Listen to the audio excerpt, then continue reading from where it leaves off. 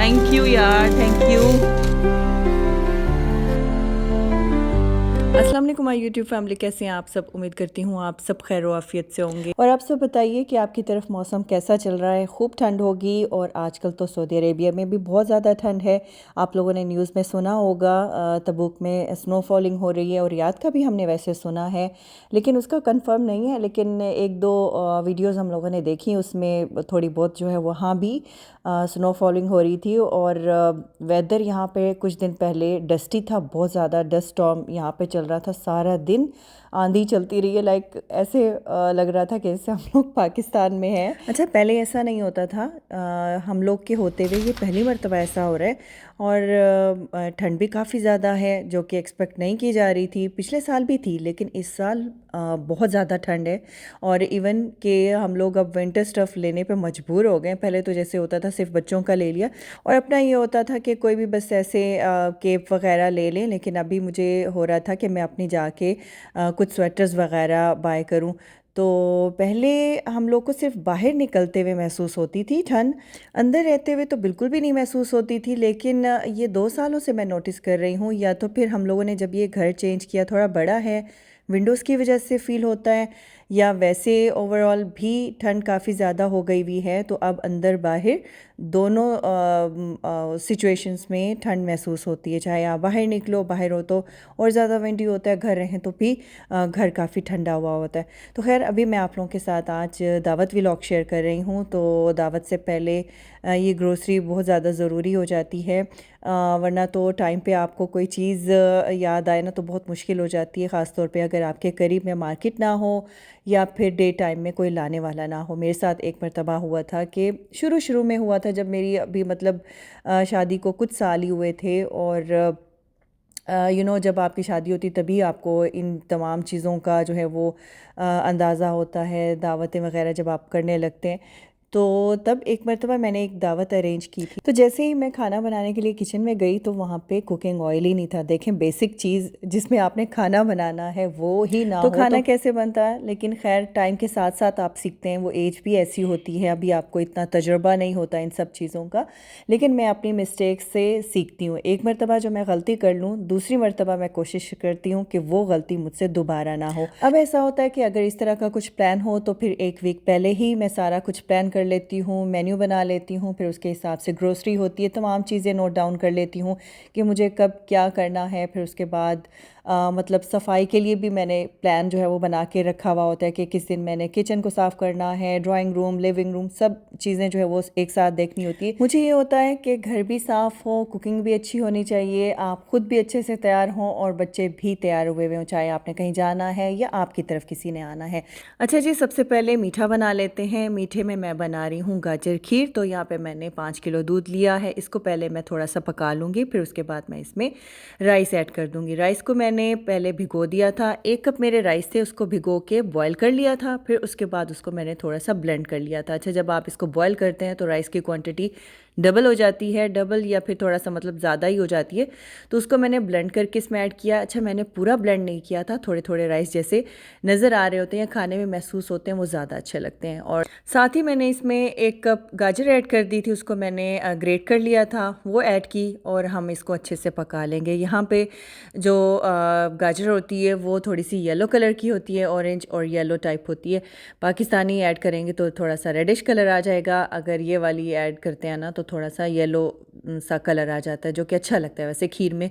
तो खीर हो, शीर खुरमा हो, आप इसको जितना पकाएंगे उतना ही मज़ेदार आपका डिज़र्ट बनेगा।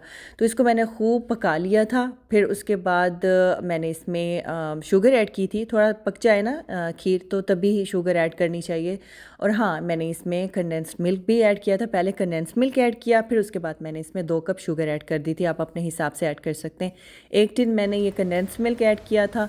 तो हम इसको अच्छे से पका लेंगे और फिर उसके बाद हम इसको ठंडा होने के लिए रख देंगे।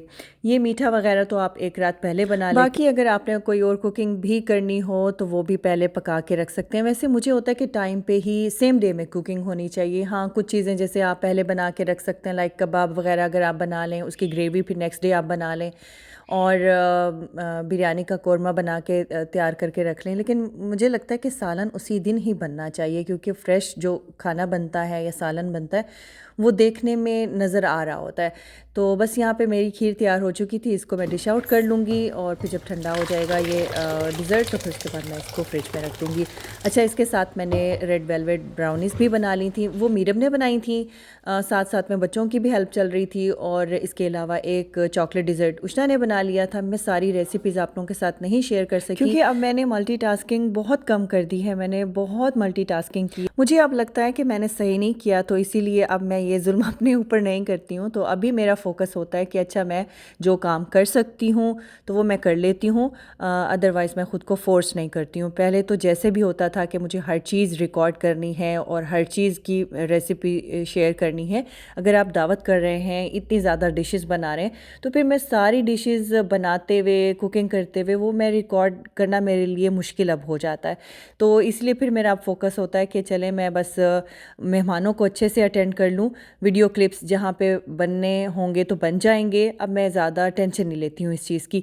तो ये 30 लोगों की दावत थी, लाइक 5 फैमिलीज़ थी, तो बच्चों को मिला के टोटल जो है वो 30 लोग बनते थे। और मैंने 3 डिज़र्ट बनाए थे। ये एक ब्राउनीज़ जो है अभी जा रही हैं अवन में, और उसके बाद चॉकलेट डिज़र्ट उष्णा ने बना लिया था। खीर मैंने ऑलरेडी बना ली थी। ये दावत का दिन है, बाकी और कुछ मैंने आप लोगों के साथ शेयर नहीं किया। आगे टेबल का मैंने एक क्लिप बना लिया था, उसमें मैं आप लोगों को बताऊंगी कि मैंने क्या क्या बनाया था। तो अभी बस मैं यहाँ पे तैयार हो गई थी और आज मैंने सोचा कि कंफर्टेबल सी ड्रेस पहनते हैं ताकि मैं अच्छे से मेहमानों को अटेंड कर सकूँ। वैसे मैं ये नहीं देखती हूँ कंफर्टेबल हो या फैंसी हो, मैं पहन लेती हूँ, और हील्स भी मैं कैरी कर लेती हूँ। अच्छा जी, अभी यहाँ पर सफाई भी हो चुकी हुई थी, तो हेल्पर ने सफाई कर ली थी। साथ में अभी वो किचन साफ़ कर रहा था, और मैंने यहाँ पे ट्रॉली भी लगा ली थी। टेबल पे मैंने बर्तन भी लगा लिए थे। ये मैंने एक रात पहले किए थे। पहले सोचा कि चलें ये प्रेपरेशन तो आप लोगों के साथ शेयर कर लेती हूँ, लेकिन फिर वो भी नहीं की है। तो खैर, बस अभी मैं किचन में कुछ चीज़ें फ़ाइनल करने के लिए जा रही थी। यहाँ पे बिरयानी को मैंने दम लगा लिया था, और कुछ चीज़ें मैंने गर्म होने के लिए अवन में रख दी थी, और साथ में मैंने हल्का सा म्यूज़िक भी ऑन कर लिया था।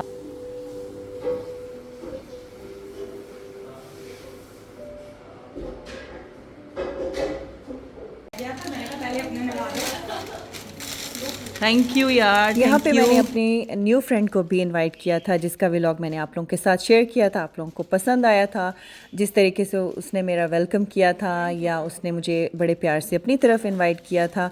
तो वो भी मेरी तरफ इनवाइटेड थी। अगेन वो बड़ा खूबसूरत गिफ्ट लेके आई थी, जिसको बहुत अच्छे तरीके से उसने डेकोरेट किया हुआ था। अच्छा जी, ये है खाने की टेबल, और अभी मैं आप लोगों को सारा मेन्यू बता देती हूँ। मैंने बिरयानी बनाई थी, और साथ ही मैंने कबाब बना लिए थे, कबाब जो मैं ग्रेवी के साथ बनाया करती हूँ, और इसकी रेसिपी मैंने आप लोगों के साथ शेयर की हुई है। और साथ ही मैंने चाउमीन बनाई थी, और इसके अलावा साग बनाया था। साग मैं ये पाकिस्तान से लेके आई थी, उसको मैंने तड़का लगा लिया था देसी घी का।